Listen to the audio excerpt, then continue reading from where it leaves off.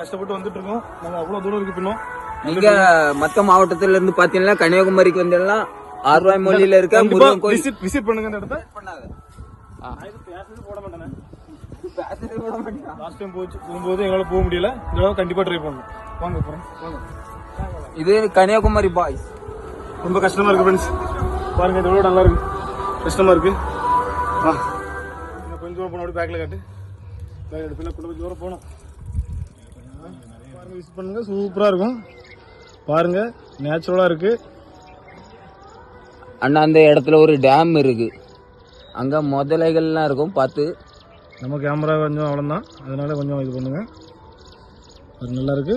நீங்களும் வாங்க. நாங்கள் அப்படியே இந்த இடத்த நம்ம போகணும். மலை உச்சிக்கு தான் நம்ம போகிறோம்.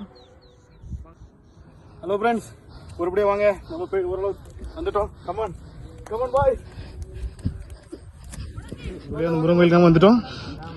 பாருங்க எப்படி இருக்குதுன்னு.